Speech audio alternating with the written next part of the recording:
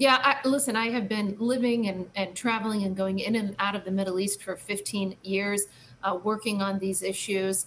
And of course, left the last administration, the Trump administration, with the Abraham Accords, which were the first peace deals between Israel and Arab states in 26 years. And so to see this just 3 years after the Abraham Accords, to see this on the screen, it's really unbelievable, I think, for all of us who worked intimately on that project.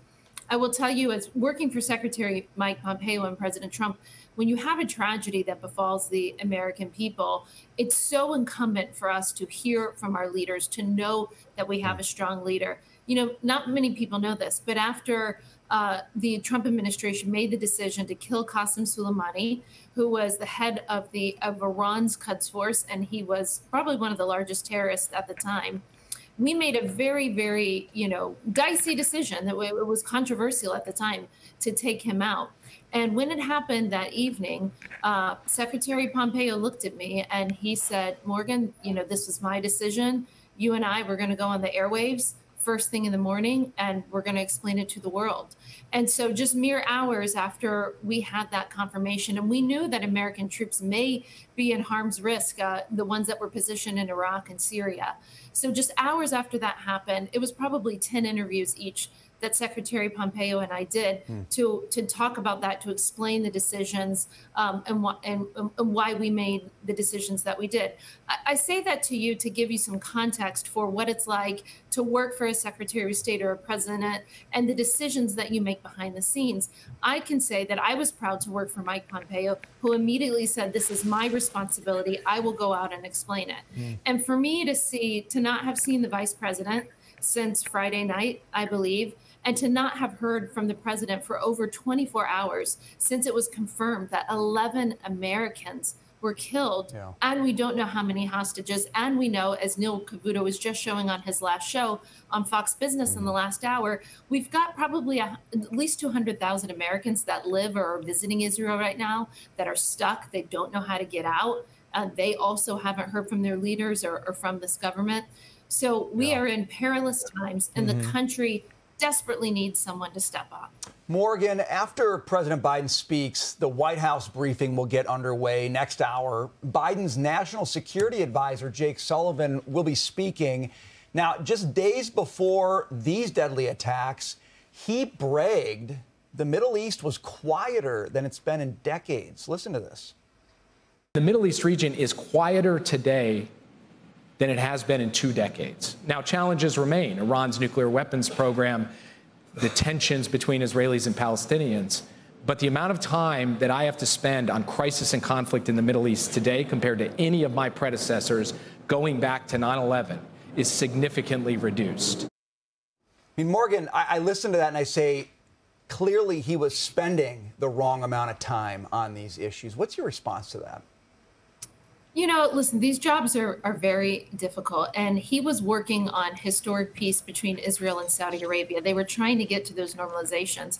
And I was supportive of that. Listen, I told them I'm critical of the Biden administration as it relates to their policy towards Iran and their policy towards the Palestinians, in which, by the way, on day one, they resumed aid to the Palestinians that we had cut off because we knew that that aid was funding terrorism. They were giving that aid to the families of people that were suicide bombers, that would blow themselves up. They would pay for them to be suicide bombers.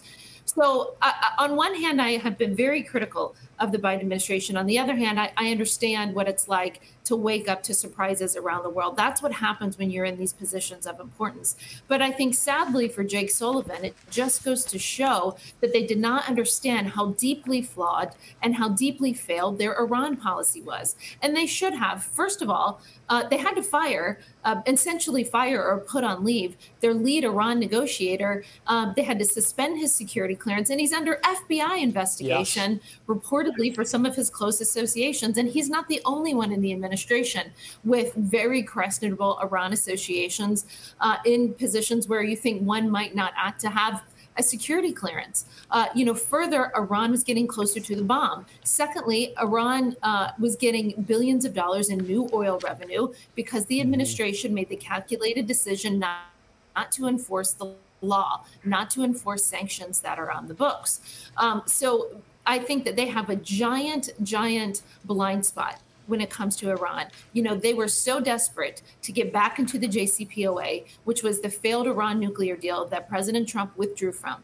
They were so desperate to prove us wrong, to prove that we didn't have the policy right, that they have had this blind spot for Iran, that they can't see that their own government has been infiltrated by people who, at best, are deep sympathizers of a terrorist regime, and maybe worse. Morgan, I just want to ask you quickly about the $6 billion of funds that were recently unfrozen from a South Korean bank as the U.S. and Iran brokered the deal to secure the release of hostages. Given the events in Israel and Hamas, do you think the Biden administration should refreeze those $6 billion? Absolutely. Thank you for bringing that up. It's incredibly important. Let me frame and give our viewers context by saying that we, in the Trump administration, were able to get 2 Americans home who were held hostage, wrongfully detained in Iran. And guess how much we paid for those 2 hostages?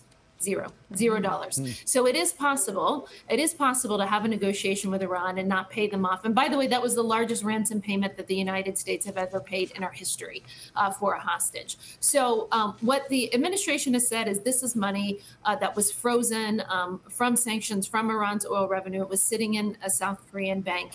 And it was frozen because of sanctions. They were unfreezing that money, putting it into Qatar, and saying that it was only going to be used for humanitarian relief. Well, somebody in the administration needs to Google the word fungible and understand this is a business network. Perhaps you guys can explain to them how money is fungible, number one. Number two, given the fact that Hamas could not have killed Americans. Listen, we're talking about Israelis, and they're our most important ally in the Middle East. And let's keep talking about that because it's incredibly important.